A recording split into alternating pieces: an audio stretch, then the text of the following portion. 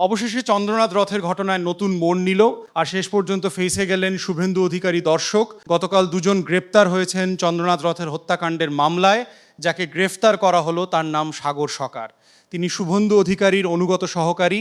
সাগর সরকার চন্দ্রনাথ হত্যাকাণ্ড নিয়ে যা যা তথ্য গোয়েন্দাদের কাছে এসে পৌঁছেছে তা জানলে সত্যি আপনারা চমকে উঠবেন। ডিজিটাল এভিডেন্স গোয়েন্দারা যে তথ্য পেয়েছেন সেগুলো অত্যন্ত বিস্ফোরক এবং কত টাকা লেনদেন হয়েছে তা ফাঁস হলো। দর্শক, গতকালকে লেটেস্ট খবর, দুজনকে গ্রেফতার করা হয়েছেন চন্দ্রনাথ রথ খুনের দুজন আসামি। তারা দুই ভাই সাহেব সরকার এবং সাগর সরকার, যারা খুনের সঙ্গে সরাসরি জড়িত।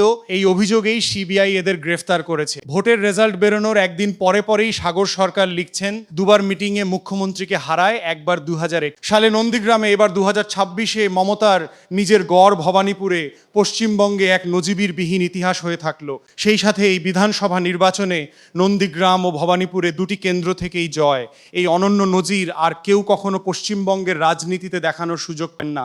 এ বিষয়ে আমি নিশ্চিত, নাম একটাই, জননেতা শুভেন্দু অধিকারী। সঙ্গে শুভেন্দু অধিকারী নন্দীগ্রাম এবং ভবানীপুর থেকে জয়ী হওয়ার পরে যে সার্টিফিকেট, সেই সার্টিফিকেটের ছবিকে পোস্ট করছেন সাগর সরকার।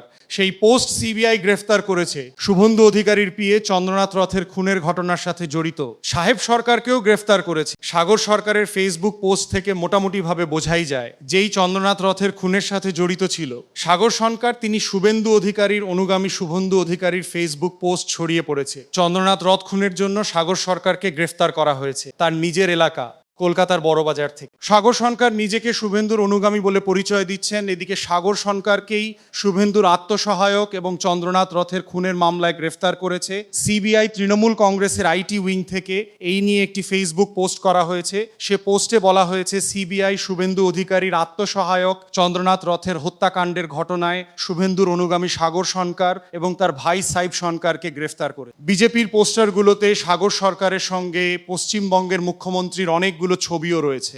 আমরা চন্দ্রনাথ রথের হত্যাকাণ্ডের নিরপেক্ষ পূর্ণাঙ্গ তদন্তের মাধ্যমে সত্য উদ্ঘাটন এবং ন্যায় বিচারের দাবি জানাই। অর্থাৎ ফেসবুকে যে ছবিগুলো প্রকাশ করা হয়েছে, যেখানে সাহেব সাগর ও সরকার নিজের ছবি দিয়ে শুভেন্দু অধিকারী সহ স্থানীয় বিধায়িকা এবং নরেন্দ্র মোদীর ছবি দিয়ে শ্যামপুরবাসীকে ধন্যবাদ জানিয়েছেন, সেই ছবি পোস্ট করে তৃণমূল কংগ্রেসের রাইট উইংয়ের ফেসবুক পেজ থেকে চন্দ্রনাথ রথের পূর্ণাঙ্গ নিরপেক্ষ তদন্ত দাবি করেছে। অর্থাৎ বলাই বাহুল্য, দাদার পিয়ের হত্যাকাণ্ডে জড়িত দাদার অনুগামী কোথাও না কোথাও আবার একটা সেম সাইজ গোলও হজম করতে হচ্ছে বিজেপিকে। আর এক্ষেত্রে অস্বস্তি অবশ্যই বাড়বে শুভেন্দু অধিকারী, তার কারণ চন্দ্রনাথ রথই প্রথম নন যিনি শুভেন্দু অধিকারীর পিএ হিসেবে কাজ করার পরে অস্বাভাবিক ঘটনায় মৃত্যু হয়েছে তার। এর আগে তিনজন শুভেন্দু অধিকারীর আত্মসহায়কের অস্বাভাবিক মৃত্যু হয়েছে এবং চন্দ্রনাথ রথের ক্ষেত্রেও তার ব্যতিক্রম দেখা গেল না। আর চন্দ্রনাথ রথের হত্যাকাণ্ডে যেই দুজনকে সিবিআই যাদের গ্রেফতার করলো তারা বিজেপির সদস্য, বিজেপির সমর্থক, শুভেন্দু অধিকারী অনুগামী।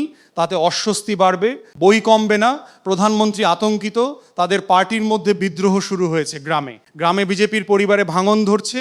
বাবা মা বিজেপি ভক্ত ছেড়ে ছেলেপুলোরা বিজেপির বিরুদ্ধে স্লোগান দিচ্ছে। অতএব বিজেপির বুনিয়াদ ভেঙে গেছে, বিজেপির দল ভেঙে যাবে, খুব তাড়াতাড়ি সেটা হবে।